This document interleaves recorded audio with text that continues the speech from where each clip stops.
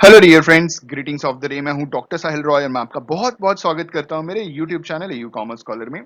दोस्तों, हम university of Allahabad के 2021 के एंट्रेंस एग्जाम की तैयारी कर रहे हैं, जिसमें यूजीएटी के लिए हम तैयार कर रहे हैं बीकॉम को और पीजीएटी के लिए हमारी तैयारी चल रही है एमकॉम की।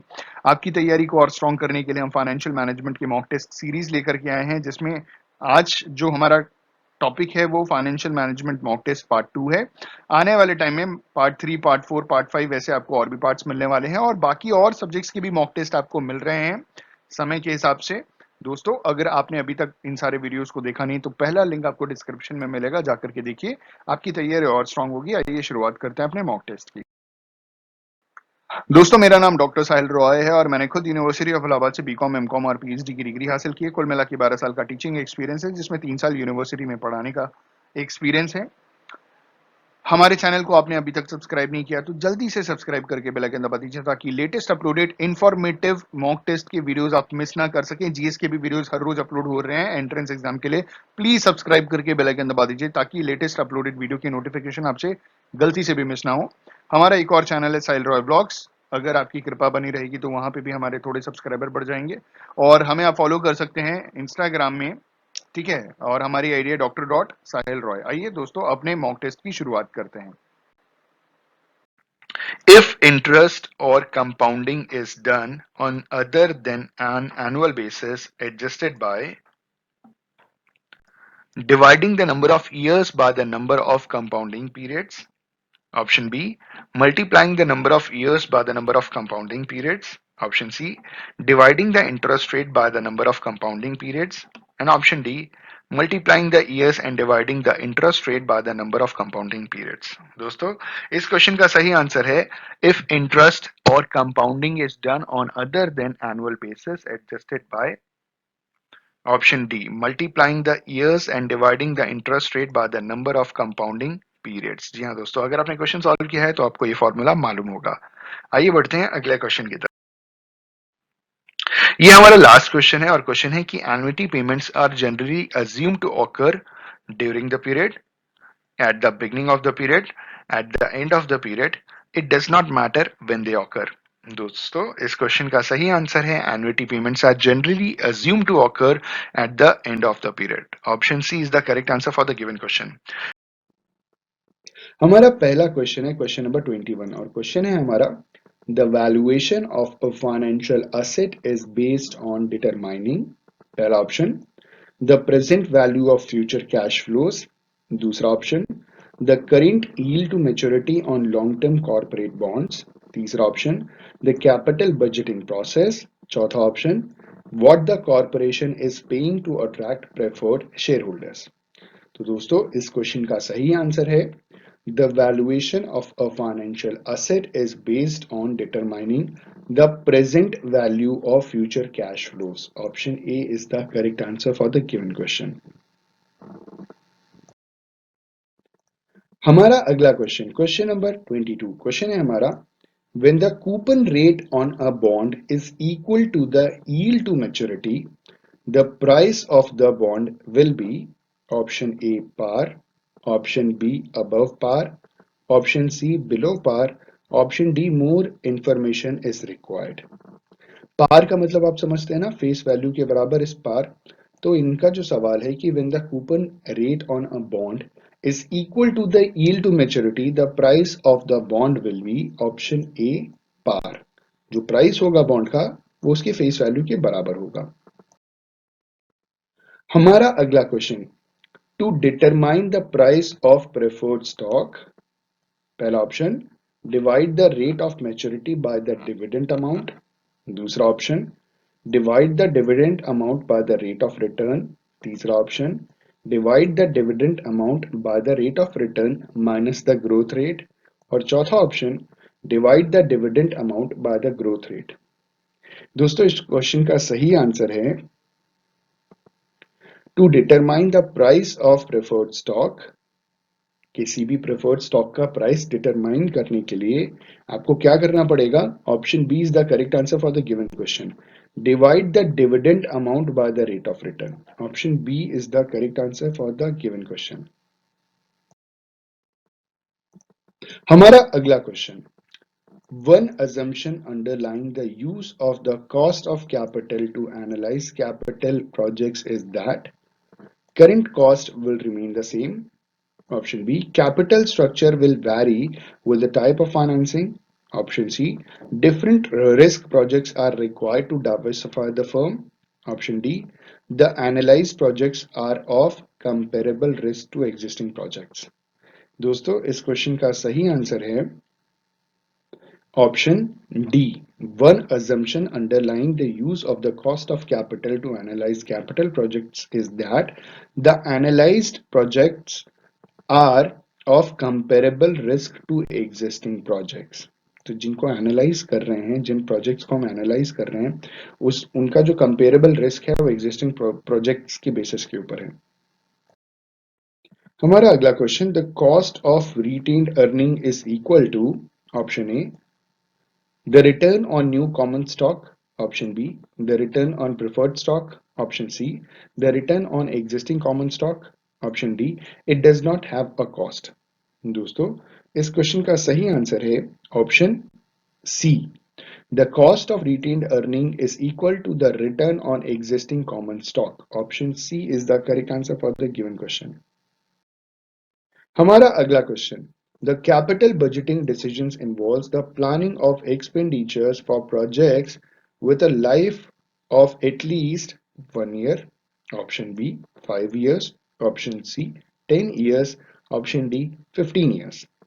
तो दोस्तों इस क्वेश्चन का सही आंसर होगा the capital budgeting decision involves the planning of expenditure for projects with a life of at least option A 1 year. Option A 1 year is the correct answer for the given question.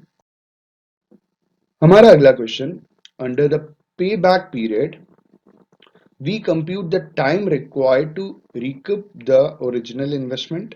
Option B, there is no consideration of inflows after the cutoff period.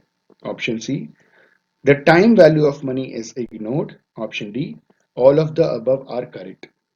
दोस्तों इस question का सही answer है option D, all of the above are correct.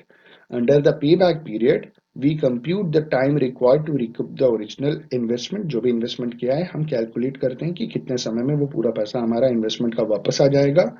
There is no consideration of inflows after the cut off period and the time value of money is ignored. ये सारी चीजें की जाती हैं. टाइम वैल्यू ऑफ मनी का मतलब समय के हिसाब से पैसे की वैल्यू फॉल कर जाती है, तो ये सारी चीजें इग्नोर की जाती हैं.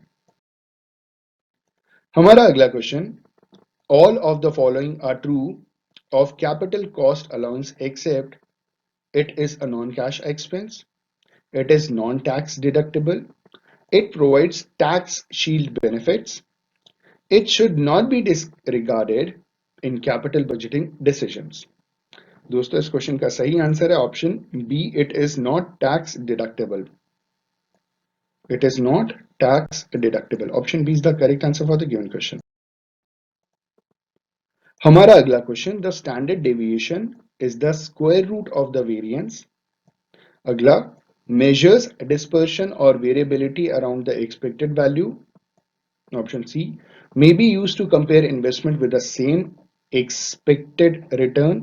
And option D, all of the above are correct. दोस्तों इस क्वेश्चन का सही आंसर है option D, all of the above are correct. जो स्टैंडर्ड डेविएशन है, ये जो है स्क्वायर रूट होता है वेरिएंस का, is the square root of the variance. Standard deviation measure करता है डिस्पर्शन या वेरिएबिलिटी जो एक्सपेक्टेड वैल्यू के आसपास होती है, और उसे इस्तेमाल किया जाता है इन्वेस्टमेंट को कंपेयर करने के लिए विद सम एक्सपेक्टेड रिटर्न. तो option D is the correct answer for the given question. हमारा अगला question, the efficient frontier represent. जो एफिशिएंट फ्रंटियर है वो क्या रिप्रेजेंट करता है? पहला option, the difference between investment returns. Option B, optimal risk return trade offs. Option C, the correct investment for all firms to make. Option D, the correlation between profits and the portfolio effect. दोस्तों इस question का सही answer है the efficient frontier represents optimal risk return trade-off. Option B is the correct answer for the given question. हमारा अगला question, which of the following constitutes an internal source of funds? इनमें से कौन सी चीज internal source of fund के category में आती है? पहला ऑप्शन कॉर्पोरेट बॉन्ड्स, दूसरा ऑप्शन कॉमन स्टॉक, तीसरा ऑप्शन कमर्शियल पेपर, चौथा option retained earning and amortisation cash flow. दोस्तों, इस क्वेश्चन का सही आंसर है option D, retained earning and amortisation cash flow.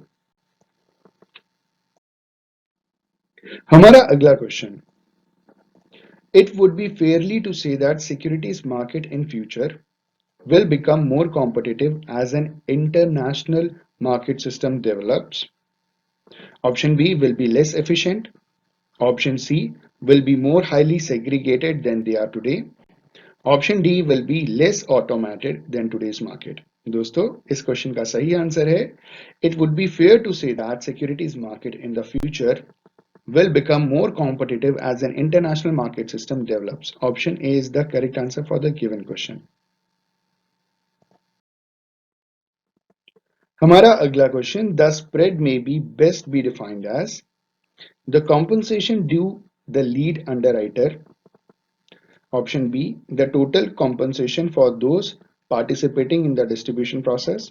Option C, the price finally paid by the public for the shares. Option D, the proceeds from the distribution received by the firm. दोस्तों, इस question का सही answer है option B, the spread may be defined as the total compensation for those participating in the distribution process. जितने लोग distribution process में participate कर रहे हैं उनका टोटल कॉम्पनसेशन जो होता है वो स्प्रेड कहलाता है।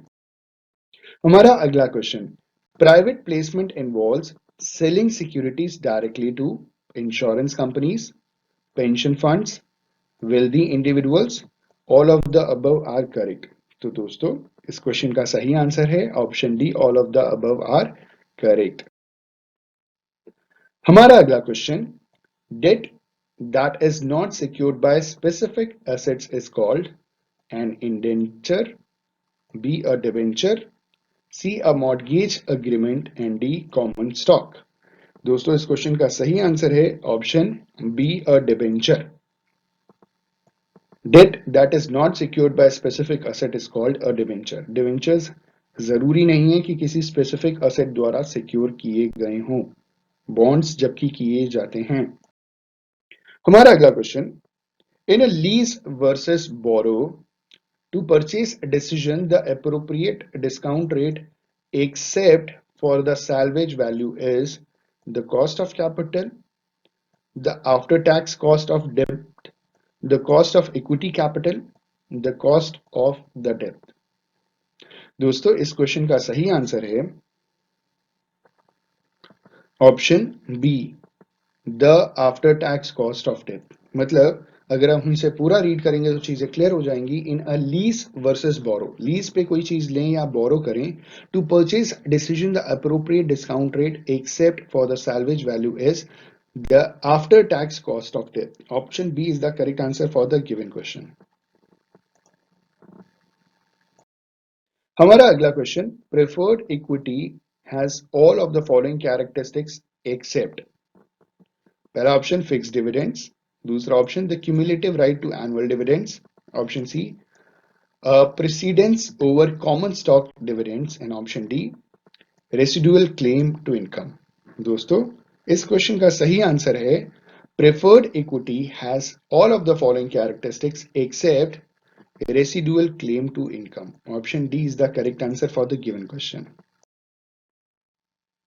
हमारा अगला question, under the marginal principle of retained earning, the firm must compare what it can earn with what shareholders could earn on the funds if they were distributed। Option B, all funds above and beyond retained earnings are paid to shareholders। Option C, funds not paid to creditors and preferred shareholders belong to common shareholders। And option D, all projects are financed internally। दोस्तों, इस question का सही answer है under the marginal principle of retained earnings the firm must compare what it can earn with what shareholders could earn on the funds if they were distributed। Option A is the correct answer for the given question। हमारा अगला question, a stock dividend represents a distribution of additional shares to common shareholders। दूसरा option, differs from a stock split largely in size।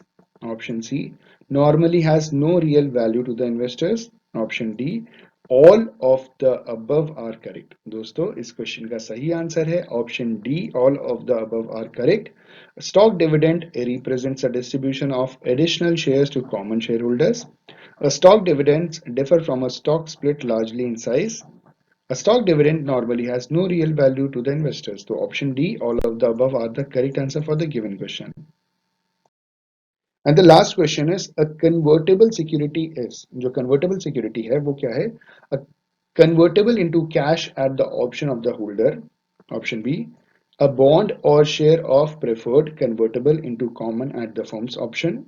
Option C, a bond or share of preferred convertible into common at the holder's option. And option D, a security convertible into a debenture at the holder's option. दोस्तों इस question का सही answer है a convertible security is a bond or share of preferred convertible into common at the holder's option. Option C is the correct answer for the given question. हमारा पहला question है the first area of study to benefit from the focus in the 1950s to a more analytical decision oriented approach was पहला option cash and inventory management दूसरा option capital budgeting allocating financial capital to the purchase of plant and equipment. Option C, capital structure formulation, the balance between liabilities and equity. And option D, dividend policy, the relationship between dividends and earning. दोस्तों इस question का सही answer है